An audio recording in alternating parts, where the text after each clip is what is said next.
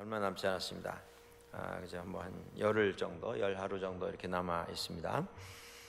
우리가 성탄을 여러 가지로 준비를 하실 터인데, 성탄에는 지금도 그렇습니다. 1년 가운데 가장 많은 사람들이 움직이는 그런 계절이 이 성탄 계절입니다. 이 북미주에 특별히 그렇습니다. 집을 찾아서 가는 사람들이 있습니다. 다음 한 2주 동안 이 캐나다 또 미국 전체에 수천만 명이 움직이게 될 겁니다.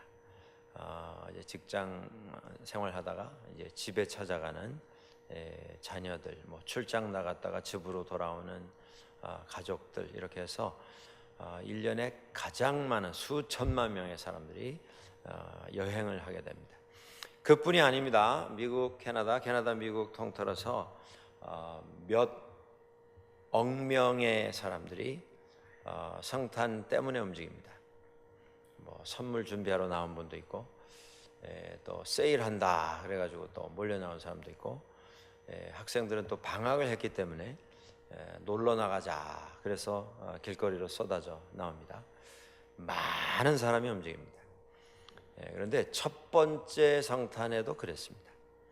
성탄은 첫 번째 성탄 이래로 계속 많은 사람들이 움직이는 이런 특별한 계절입니다.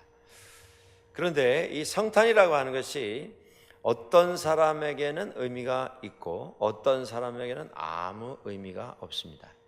어떤 사람에게는 주 예수 그리스도께서 우리에게 오셔서 우리의 구주가 되어 주셨다, 임마누엘, 하나님께서 우리와 함께 하신다라고 하는 신앙 고백을 하게 되는 그런 계절인가 하면, 어떤 사람에게는 그냥 seasons greeting, happy holiday, 그냥 연휴입니다. 연휴.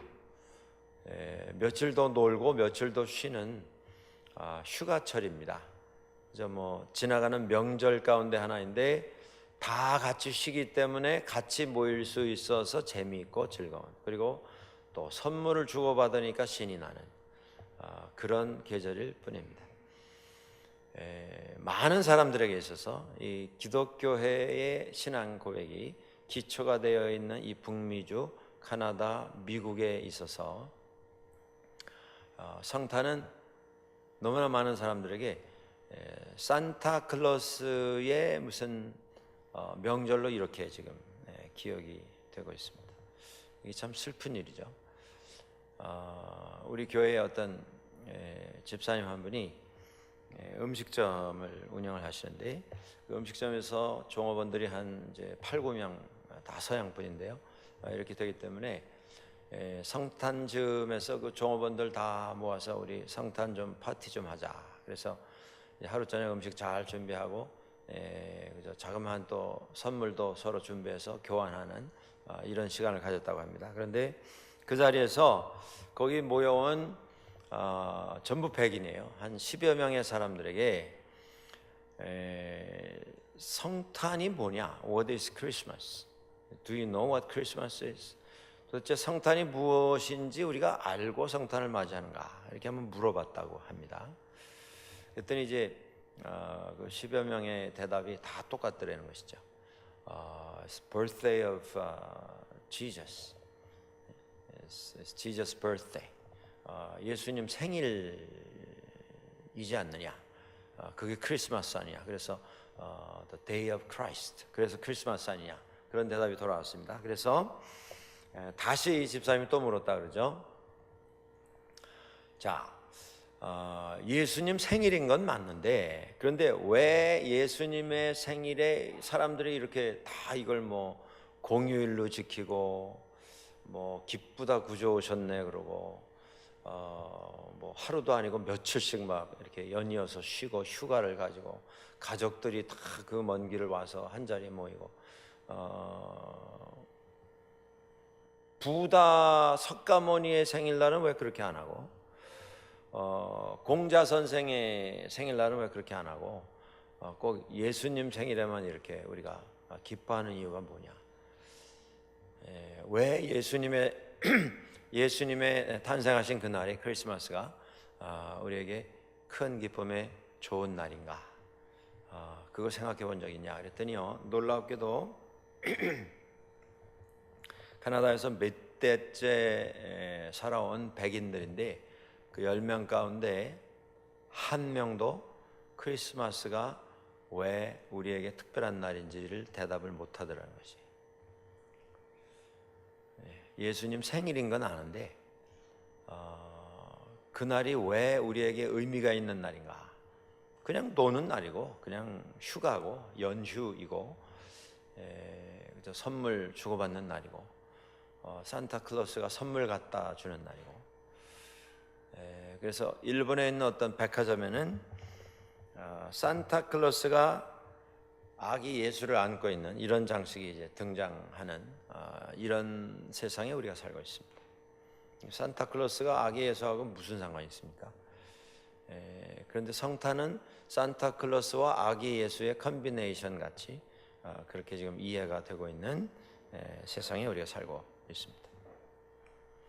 첫 번째 성탄 이후에 많은 사람들이 움직이기는 하는데 그 많은 사람들이 성탄 때문에 움직이는데 성탄이 무엇인지는 잘 모르고 움직이는 사람들이 더 많은 것 같습니다. 첫 번째 성탄에도 그랬어요. 우리가 그걸 보면서 여기서 몇 가지 우리가 마음에 좀 확인할 게 있습니다. 첫 번째, 성탄은 모든 사람에게 미칠 큰 기쁨의 좋은 소식이라고 하는 것입니다. 거기에는 유대인, 이방인 차이가 없습니다.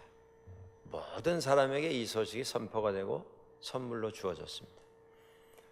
성탄 앞에는 죄인도 의인도 차이가 없습니다. 죄인이라 그래서 귀를 막아버리시고 죄인이라 그래서 비껴가는 그런 성탄의 좋은 소식이 아닙니다. 죄인에게도 성탄의 소식이 선포되고 의인에게도 성탄의 좋은 소식이 선물이 되었습니다. 우리 성탄에 두 곳에 있는 본문을 찾았습니다만 그것 말고도 여러 곳에 성탄에 등장을 하는 인물들이 나오고 있습니다. 거기 보시면 남자 여자 이것도 구분이 없어요. 은혜가 임하시는데 세례요한의 아버지에게도 임하고 마리아의 남편인 요셉에게도 임하고 남자에게만 임했는가 하면 그게 아니고 아내들 되는 엘리사벳 마리아에게도 이 성탄의 좋은 소식이 임하는 것을 볼 수가 있습니다. 노소 누가복음에 나오면 나이가 많은 분들 얘기가 나오죠. 사가랴도 그 중에 하나였습니다. 그리고 안나 선지자가 또 여선지자가 또 있죠. 성전에서 늘 기도하던. 그리고 또 시므온 성전에서 주님의 날이 임하시는 것을 기대하며 기다리고 있었던. 그런가 하면 또 목동들, 목자들, 나이가 어린 사람에게도, 그러니까 남녀노소 모두에게 미친 좋은 소식이었습니다. 빈부귀천 상관없이 모든 사람들에게 임했던 하나님의 좋은 소식이었습니다. 자, 성탄을 내가 듣지를 못했기 때문에, 알지를 못했기 때문에 나는 예수 그리스도가 나의 구주가 되심을 몰랐다 라고 말할 수 있는 사람은 아무도 없다고 하는 것이죠. 모든 사람들에게 성탄의 소식이 울려 퍼졌으나 모든 사람들이 다 귀를 열고 그 울려 퍼지는 소식에 귀를 기울여서 듣지는 않았기 때문에 결과가 달라진 것입니다. 주어지기는 모든 사람들에게 주어진 것이죠. 오늘도 마찬가지입니다. 성탄은 오늘도 모든 사람들에게 울려 퍼지고 있습니다. 그러니까 우리 믿는 사람들이 성탄이 우리들의 전유물인 것처럼 이렇게 생각하시면 안 됩니다. 이건 우리에게 맡기신 주님의 구원의 좋은 소식이죠. 그러니까 맡은 이 말씀을 우리는 책임지고 전해야 합니다.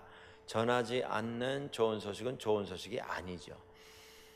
우리가 주변에 우리 삶 속에, 우리 개인의 삶 속에도 좋은 일이 있으면 그걸 품고 계시겠어요? 견딜 수가 없죠. 누구에게 전화를 하든지 누구에게든지 이 소식을 좀 전하려고 애를 쓰시지 않으시겠습니까? 어제 우리 그 목사님들이 1년에 한 번 송년 모임이 있습니다. 그래서 이제 거기 제가 가게 되었는데 이 밴쿠버 지역에 있는 우리 한인교회 섬기는 목사님들, 교회 협의회에 속한 교회의 목사님들이 다 이제 한 자리에 모이시는데 1년에 뭐 교회 협의회 원래도 있고 뭐 총회도 있고 또 목사회 원래도 있고 이렇게 한데 여기저기서 연합 모임도 모입니다만은 이 목사님들 연말에 송년 모임 서로 이제 모여서 교제하고 이제 식사 한번 하면서 인사 나누고 하는 그 자리에 제일 많이 나오세요. 그래서 저도 이제 될 수 있으면 시간을 맞춰서 좀 참석을 해보려고 이렇게 하는데 어제 한번 갔습니다. 갔더니 테이블이 한 10개 뭐 이상, 한 100여 명 오신 것 같아요. 사모님들 다 동부인에서 오셨는데 이제 1번 테이블은 은퇴하신 이제 어른 목사님들, 노인 목사님들. 2번 테이블은 뭐 이렇게 해가지고 이제 나이별로 이렇게 쭉 그러니까 뭐 지금 이제 80 넘으신 90 바라보시는 목사님부터 해가지고 지금 뭐 30 초반 이제 막 결혼해가지고 목회 시작하는 목사님들까지 쭉 앉았는데 제가 가보니까요 벌써 제가 3번 테이블에 앉게 되더라고요. 제 위에 현역으로 목회하시는 분들이 그렇게 많지 않더라고요. 테이블 그저 하나 정도 더 제 앞에 있고 그래서 야, 이게 벌써 내가 이렇게 됐나 했는데 그 테이블에 앉았더니요 저보다 조금 이제 선배 목사님들이세요. 뭐 3년, 5년. 그러니까 이제 자녀들이 이제 막 결혼해가지고 아이들 그저 뭐 하나, 둘. 저보다 3년 위 목사님 있으신데 그분은 벌써 손주들이 6이나 되세요. 저보다 3년밖에 선배가 아닌데. 그런데 그렇게 손주 얻으신 분들이 하시는 일이 뭐예요? 경험이 없으세요? 아니 손주를 막 얻으신 그 분들이 다른 분들하고 앉으면 하는 얘기가 뭡니까? 정치 얘기 하시겠어요? 무슨 얘기 하세요? 애기 얘기 하잖아요. 손자, 손녀. 왜 그 얘기를 하시죠? 너무 이뻐서 막 죽겠는 거예요. 눈 감으면 앞에서 아롱거리고 뭐 자려고 그러면 꿈에 나타나고 아침에 깨면 막 공중에 붕붕 떠다니고. 좋은 소식은 그렇게 품는 게 아닙니다. 전하는 것이죠.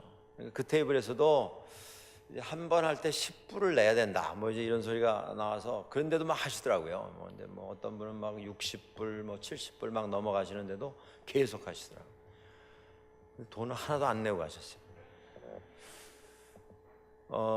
그 테이블에 저만 아직 손자가 없더라고요. 손주가. 저는 이제 야 오늘 이거 다 거두면 몇백 불 되겠다고 꿈을 꾸고 있었는데 하나도 안 내고 그냥 가시더라고요. 자랑만 시커 하시고. 근데 왜들 그렇게 하십니까? 이게 좋은 소식이기 때문에 하는 거죠. 좋은 소식이기 때문에. 제가 그 어제 목사님들 모이는 데 가서 느낀 게 있습니다. 뭐냐면 이 이민 목회가 참 힘든 현장입니다. 정말.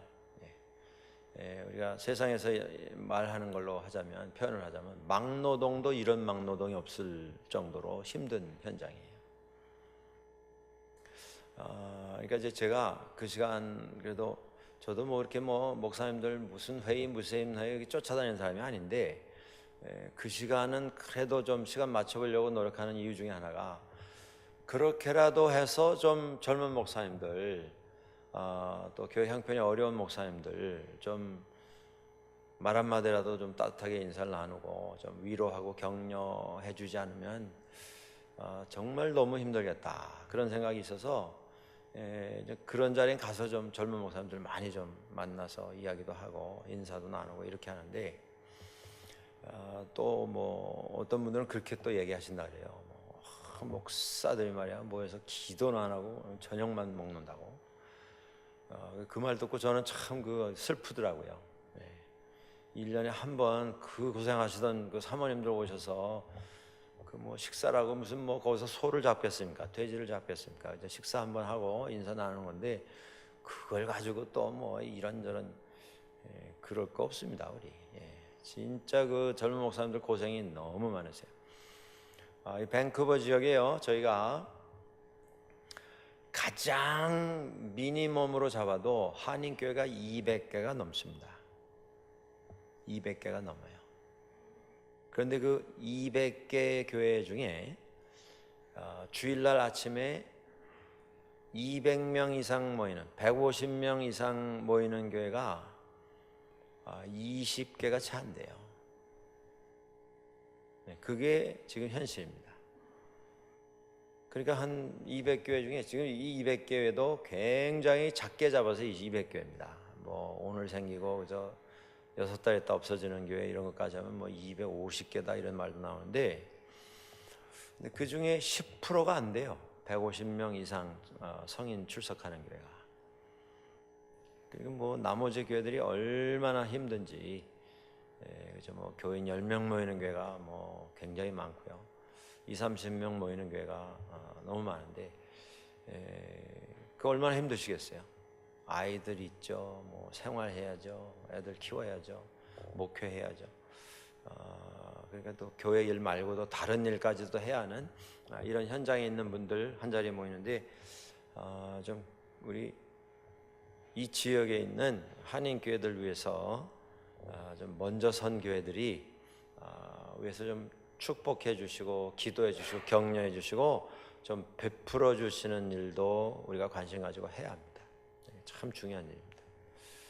아무튼 이제 그런 데 가서 여러 가지 말씀을 나누는데, 좋은 소식이라고 하는 것은 품고 있으면 그건 좋은 소식이 아닙니다. 품고 있으면 그건 이미 좋은 소식이 아니에요. 진짜 좋은 소식은 누가 말려도 뭐 내가 뭐 벌금을 내서라도 막 떠들고 싶은 게 좋은 소식입니다. 주 예수 그리스도 오시는 소식은 좋은 소식입니다. 그런데 거기는 남녀노소, 빈부, 귀천, 의인, 악인, 유대인, 이방인 구분 없이 모든 사람에게 미친 좋은 소식입니다. 그렇게 되도록 우리가 우리 시대에 우리 책임을 또 다 해야 하는 것이죠. 자, 오늘 여기 몇 가지 유형의 사람들이 등장하는 것을 볼 수가 있습니다. 누가복음 아까 보셨는데 거기 황제가 나오고요, 디베리오, 그 다음에 총독이 나오고요, 본디오 빌라도, 그 다음에 헤롯, 빌립, 그 다음에 루사니아, 이런 여러 사람들이 나옵니다. 마태복음에 처음에 나오는 헤롯은 헤롯 대제라고 부르는 헤롯 1세입니다. 1세. 이 사람이 헤롯 왕조의 첫 번째 사람이에요. 돈 주고 왕권을 사들였던 이두메 사람입니다. 유대인이 아니에요. 그런데 유대의 왕이 됐어요. 돈 주고 그걸 샀습니다. 로마 관원들에게 잘 보이고 귀족들과 가까이 지내면서 가지고 있는 재산 가지고 계속 뇌물을 제공하다가 왕권을 얻었어요. 그리고 누가복음에 나오는 여기 헤롯, 빌립이라는 사람들은 이 아버지 헤롯의 아들들입니다. 대를 이어서 왕권을 이제 아들들이 나누어서 가지면서 통치가 이어지게 된 것입니다.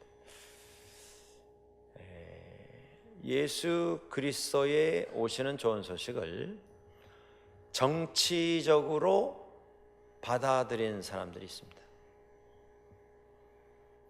여러분들, 정치는 대단히 복잡한 것입니다. 그래서 멍청한 정신을 가지고는 할 수가 없어요. 생각해야 할 것이 한두 가지가 아닙니다. 정치를 잘 하려면 그저 뭐 순수하고 깨끗한 마음, 뭐 사심이 없이 뭐 그렇게 해가지고는 정치를 할 수가 없어요. 그건 정치가 아닙니다. 그런 사람은 정치하지 말아야죠. 정치는 굉장히 복잡한 것입니다. 그렇기 때문에 다른 사람이 생각하는 것으로부터 3번, 4번 몇 수를 앞서가면서 준비를 하고 경우의 수를 생각을 하고 가상의 어떤 시나리오를 상상을 해가면서 계획을 세워야 진행할 수 있는 것이 정치입니다. 자, 그렇기 때문에 정치판에는 진실을 찾기가 참 힘듭니다. 그래서 나타난 바로는 참 점잖고 양심적인 것 같고 상식적이고 도덕적이고 깨끗하고 청렴하고 그럴 것 같은데 그렇게 해가지고는 정치판에서 살아남을 수가 없어요. 정치는 그런 겁니다. 그렇기 때문에 정치를 믿기는 힘듭니다. 요새 한국 상황에서 우리가 그걸 아주 뼈저리게 체험을 하고 있습니다. 너무 아프고 속상하고요. 정말 창피하고 정말 불쌍한 이런 상황입니다. 지금 여러분들 개인의 어떤 판단이 있으실 거예요. 나는 이 사람이 더 좀 옳다고 생각한다. 혹은 저 사람의 주장이 나와는 좀 가깝다. 이런 판단이 있으실 터인데 그 판단이 동쪽일 수도 있고 서쪽일 수도 있습니다. 남쪽일 수도 있고 북쪽일 수도 있어요. 그런데 중요한 건 뭐냐면 그것 가지고 앞에 앉아 있는 분에게 당신도 내 말 듣고 내 말 따라라 그렇게 하실 생각을 하지 마십시오. 이게 불가능합니다. 그러니까 우리가 해야 할 일은 이제 장군 멍군 계속 공방 그거 가지고 말싸움하고 그거 가지고 누가 이기나 해보자 이게 아니고 우리가 해야 할 일은 이 모든 과정이 정말 하나님께서 역사하셔서 가장 좋은 우리 민족과 나라의 장래를 위해서 가장 좋은 결과가 나올 수 있도록 하나님 섭리해 주십시오. 그걸 가지고 겸손히 우리가 하나님 앞에 엎드려서 기도하는 일입니다. 다른 얘기 하지 마시고 기도하십시오. 다 나름대로의 판단이 있으실 거예요. 근데 그거 가지고 이게 옳다 저게 그러다 이거 끝이 없고요. 괜히 마음만 상하시고 이거 하나가 될 수 없습니다. 정치란 그런 것이기 때문에 안타깝게도 여러분들 정치가 그런 것임에도 불구하고 정치는 필요합니다. 또 그렇다고 정보 없이 우리가 해보자 이건 더 엉망진창이 되죠. 그래서 정치는 필요한데 필요는 한데 이게 필요악과 같은 것이어서 좀 깨끗하고 정직하고 솔직하고 그러면 좋겠는데 그럴 수가 없는 것이 정치판입니다. 그럼에도 불구하고 그 책임을 맡은 사람들에게 하나님께서 정말 두렵고 떨리는 마음을 주셔서 겸손하게 정직하게 앞으로의 일을 펼쳐나갈 수 있도록 우리는 기도해야 하는 일을 감당을 해야 되는 그런 사람들입니다. 주장 펴셔서 그것으로 판결 내려고 하지 마시고 기도하십시오. 기도. 대화 나누시는 건 좋은데 그렇지 않다 그렇다 그 끝도 없고요. 그래서 우리가 조용히 좀 우리가 좀 자중하면서 서로 반성하면서 기도합시다. 그게 결론이 되어야 할 줄 압니다. 정치판이 지금 2016년에도 그렇게 엉망인데요. 2016년 전에도 그랬습니다. 예수 그리스도에 오시던 그때에 예수 그리스도께서 사역을 시작하시던 그때에도 똑같은 일이 진행이 됐습니다. 정치하는 사람들의 목적은 자기 자신입니다. 다른 거 없어요. 무슨 말을 해도 결론은 자기입니다. 내가 하겠다는 겁니다. 그러니까 우리가 이 정치에 대해서 조금 성숙한 판단을 가지실 필요가 있으세요. 정말 깨끗하고 정말 참신하고 사심이 없는 그런 사람이 하면 좋겠는데 찾기가 쉬운 건 아닙니다. 그들 위해서 정말 우리가 기도해야죠. 기도해야 합니다. 내가 모든 것을 주장하겠다. 그것이 정치의 목표이고 정치의 철학이고 정치의 중심입니다. 그런데 내가 모든 것을 하겠다라고 하는 마음을 가진 사람들에게 예수 그리스도에 오시는 좋은 소식은 들려오지 않습니다. 들리는데 듣지 않기 때문에 그렇습니다. 못 듣는 것이죠. 눈앞에 주님께서 서 계시는데도 주님을 알아보지 못합니다. 또 한 부류의 사람들이 있어요. 그게 누구냐면 오늘 본문에도 나오는 사람들인데요. 서기관들, 율법학자들, 소위 학자들입니다. 학자들. 저는 그 한국에 지난 한 30년 이렇게 역사가 진행되는 거 보면서 참 안타까운 게 하나 있습니다. 그게 뭐냐면 정말 훌륭한 학자들인데 그 정치계에서 뭐 좀 와서 이거 맡아달라 저거 맡아달라, 그런데 그거 받아 들고 들어가 가지고 제대로 한 사람 제가 아직 못 봤습니다. 뭐 어떤 사람은 국무총리, 여러분 국무총리 했던 분들 역대에 다 무슨 뭐 유명한 대학교 뭐 총장, 네? 무슨 교수, 이런 분들이 얼마나 많이 들어갔습니까? 장관도 그래요. 장관도, 국회의원도 그렇고. 근데 그분들 그렇게 해가지고 들어가가지고 잘 마치고 정말 존경받고 사랑받고 그들의 업적을 인정받고 마감한 분이 그저 이 손가락에 꼽을 정도로 많지 않습니다. 왜 그렇게 되는 겁니까? 알기는 아는데 삶이 없어요. 무슨 얘기입니까? 알기는 아는데 내가 희생해서라도 내가 믿고 내가 정의라고 외쳤고 정의라고 가르친 것, 그것을 실천하려고 하는 용기가 없어요. 왜 없습니까? 그렇게 했다가 손해보기 때문에, 그게 무섭고 두렵기 때문에, 가진 거 다 빼앗길 수 있기 때문에 그걸 하지 못합니다. 그리고 더 안타까운 게 뭐냐면요, 정의를 말하고 정의를 외쳤던 사람들도 그저 기업들에게서 뭐 뜯어낸 돈, 뭐 헌금 받은 돈 이렇게 해가지고 사각개짝에다가 잔뜩 돈 채워가지고 뭐 와서 밥 먹으라 하고서는 나갈 때 차 트렁크에 쓱 넣어주는데 뭐 사각개짝 하나 둘, 그 안에 그냥 현찰이 꽉 차 있는 거죠. 그거 몇 번 받으면요,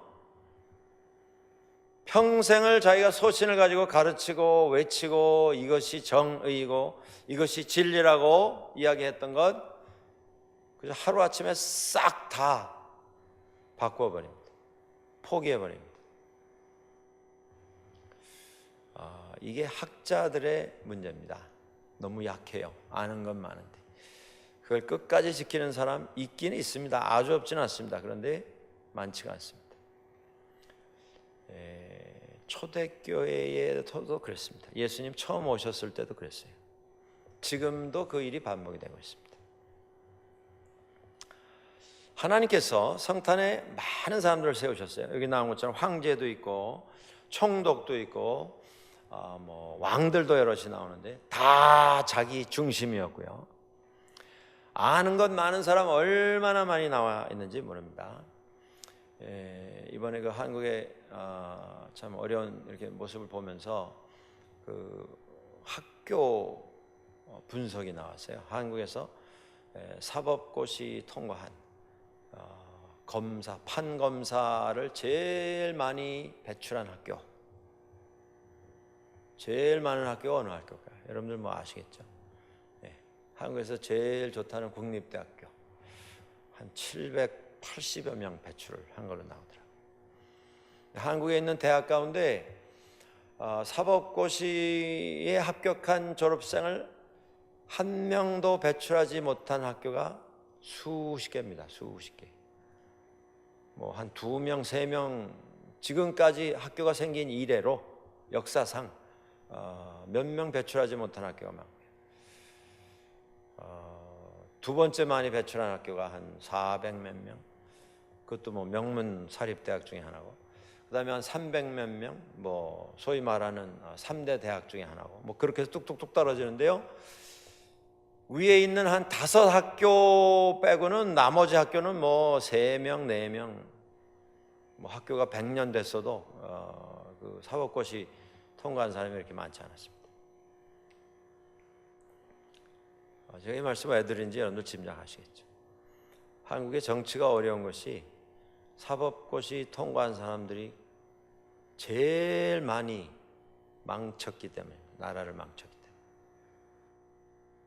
아는 건 많은데 자기가 원칙이라고 하는 것을 아는 건 많이 가지고 있는데 그거 다 똑똑한 분들입니다. 여러분들 사법고시 아무나 하시겠어요? 법 공부한 분들은 다 한번 꿈을 품는 것이 사법고시인데 거기 합격되는 분들은 극소수입니다. 한국에서 0.1% 될까 말까 하는 0.1%가 뭐예요? 뭐 0.01%나 되겠나요? 그 정도로 뽑고 또 뽑아서 제일 머리가 비상한 사람들만 선택받는 그런 시험 아니겠습니까? 그런데 그 시험에 합격된 사람들이 자기가 가지고 있는 배운, 자기가 깨닫고 있는 이것이 진리이고 이것이 잘못된 것이고 이것이 바른 것이고 저것은 그런 것이다, 다 아는데 그걸 실천에 옮기는 사람은 없습니다. 우리 믿음을 성경에 대해서 얼마나 많이 알고 있는가, 이것을 기준으로 삼으면 똑같은 일이 생기게 됩니다. 알기는 다 아는데 실천은 안 해요. 그리고 내가 알기 때문에 괜찮다고 생각합니다. 그런 사람에게 주 예수 그리스도의 탄생의 소식은 들려오지 않습니다. 이거 아주 무서운 경고의 말씀이에요. 우리 믿는 사람들이 알기는 다 아는데 정말 결정하고 정말 결단해서 과감하게 내가 신앙 안에서 어떤 일을 해야 할 때 그때 눈 감아버리고 귀 닫아버리고 돌아서 버리고,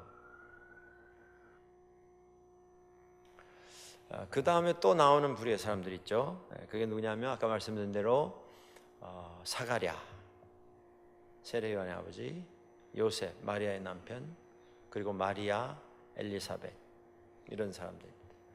하나님의 은혜의 가장 중심에서 큰 은혜를 받았던 사람들. 요셉과 사가랴에 대해서 성경에 나오는 표현이 있습니다. 마태복음에 보시면 하나님께서 천사를 보내셔서 요셉에게 마리아에게 일어날 일에 대해서 이야기를 해주시죠. 성령으로 말미암아 아기가 태어날 것이니까 걱정하지 말고 마리아를 데려오라. 사가랴에 대해서 또 하나님께서 은혜를 주셔서 너희 집에 아들이 태어나게 될 거다, 이렇게 미리 이제 말씀을 해주십니다. 그런데 그 말씀을 듣는 그 두 남자에게 나오는 공통된 표현이 있습니다. 성경 구절에. 그게 뭐냐면 요셉이 의로운 사람이었다. 사가랴와 엘리사벳이 나이가 많고 자식이 없었는데 그들이 하나님 앞에서 의로운 사람이었다, 이런 말이 나옵니다. 성경에서 말하는 의로움이라는 게 무엇입니까? 뭐 정의, 공의, 네? 이것이 정의다, 뭐 이것이 공의다, 우리가 주장하는 그런 것도 공의에 물론 정의에 포함이 됩니다. 그런데 성경에서 말하는 이 의로운 사람이라고 하는 것은 그 사람이 생각하는 것이 하나님의 생각과 동일한 그런 사람일 때에 그를 의인이다, 이렇게 말씀합니다. 뭘 했느냐 안 했느냐, 뭘 가졌느냐 안 가졌느냐, 이걸 다 끝을 냈느냐 아니냐, 저걸 통과했느냐 아니냐, 그런 걸로 판단되어지는 것이 아니고요. 성경에서 나오는 의라고 하는, 어떤 사람이 의인이다 할 때는 그 사람의 생각이 하나님의 생각과 같은 생각을 할 때, 그게 의라고 하는 표현으로 성경에 기록이 됩니다. 내가 삶 속에서 가지고 있는 내 기준이 하나님의 기준과 동일한 것이 될 때, 삶에 있어서 어떤 삶의 철학이 하나님께서 우리에게 허락해 주신 원칙이 될 때, 하나님의 말씀이 내 삶의 기준이 될 때에 그 사람이 의인인 것입니다. 요셉은요, 뭐 세상적으로 그렇게 정말 내놓을 게 없는 사람입니다. 그가 혈통적으로는 다윗의 후손입니다만은 다윗 시대로부터 한 1100년이 흐른 다음에, 뭐 이름이 다윗의 후손이지 무슨 뭐 왕족이라고 무슨 혜택이 있고, 나라가 없어진 지가 수백 년인데 남아있는 건 아무것도 없었습니다. 목수일을 하면서 생계를 이어가야 했던, 가정을 꾸려야 했던 평범한 남자였습니다. 그가 선택받은 게 뭐냐면 그 하나님의 뜻에 합당한 생각과 삶의 원칙을 가지고 살았다는 것이죠. 사가랴도 그랬습니다. 나이가 많았죠. 그런데 그의 일생, 그는 제사장으로 살았던 사람입니다. 참 열심히 살았어요. 충성을 다해서 살았는데 그의 일생에 그가 경험했던 모든 은혜보다 더 크고 놀랍고 말로 표현할 수 없는, 그래서 그날 이후에 세례요한이 태어날 때까지 사가랴가 말을 못하고 지내지 않았습니까? 하나님의 영광을 배웠고 밖에 나가서는 말을 못했습니다. 말로 표현할 수 없었던 그 은혜와 사랑과 축복을 그가 언제 체험했느냐? 나이 많아서 체험했습니다. 어떻게 그렇게 할 수 있었는가? 하나님 앞에서 의인으로 살았을 때.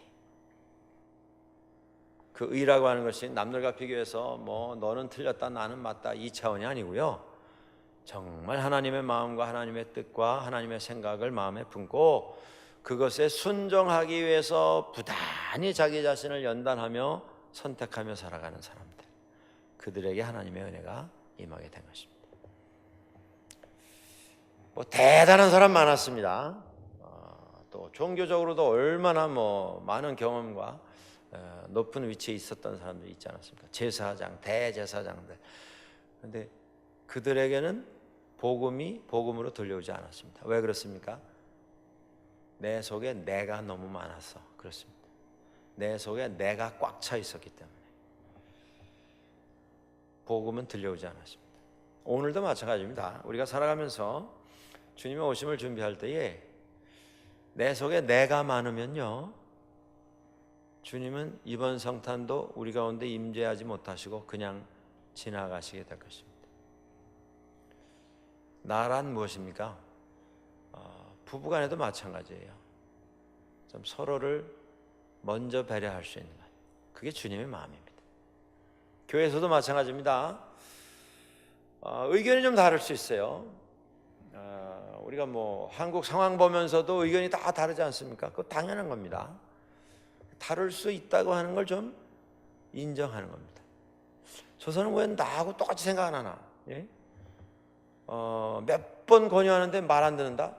그러면 내 말 안 들으면 어떻게 되는 걸 내가 한번 보여주겠다. 이래가지고 말 만들고 말이죠. 말 퍼뜨리고 비난하고 이상한 소리 자꾸 뒤에서 하고, 그게 아니고 그건 내가 가득 차서 그런 겁니다. 그런데 내가 가득 찬 사람에게는 주님의 오심이 복음이 아니에요. 들려오지 않습니다. 그냥 지나갑니다. 그게 아니라 상대방을 좀 배려해 주는 것입니다. 그리고 좀 기다려 주는 것입니다. 그런 생각도 할 수 있겠다. 좀 여유를 가지고 서로 인정하는 것이죠. 결국 하나님께서 나도 저분도 나도 그분도 다 이해시키시고 깨닫는 시간을 주실 것입니다. 그 믿음도 없으면 우리는 신앙생활을 못합니다. 더더구나 같이 신앙생활을 못해요. 나 혼자만 해야지. 그런 마음을 갖지 못하면 복음은 복음이 아니라는 것이죠. 올해 성탄에도 주님의 오심의 소식을 우리가 듣지 못하게 될 것입니다. 그런 말씀들 마음에 좀 이 저녁에 새기시면 좋겠습니다. 내가 내 속에 너무 많은 것, 그 비우는 게 성탄입니다.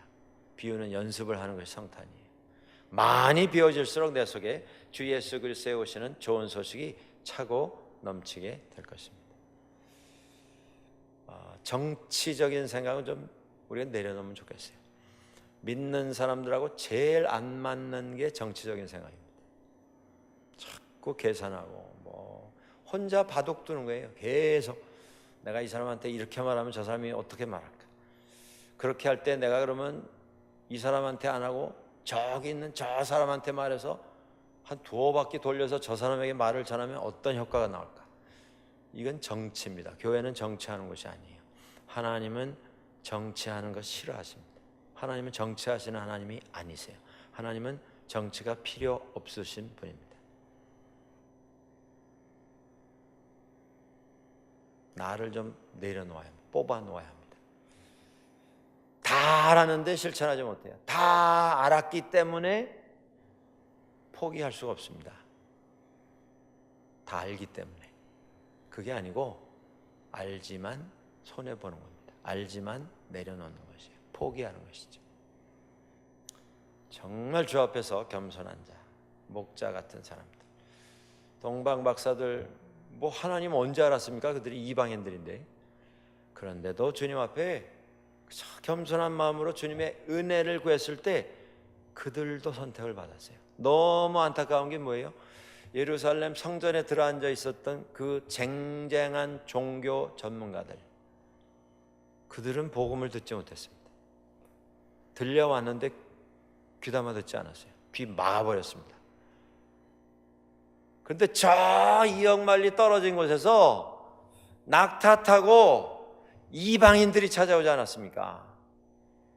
그들은 기뻐 찬양하며 자기 고향으로 돌아갔습니다. 겸손한 자, 내 속에 나를 좀 뽑아내서 자리를 만들어 놓은 사람, 그곳에 하나님께서 복음을 허락을 해 주십니다.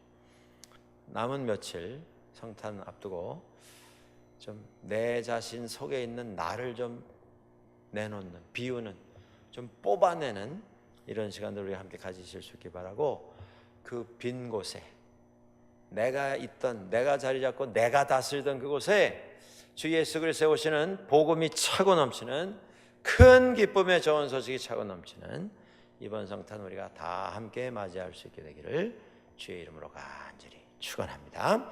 같이 한번 기도하시겠습니다.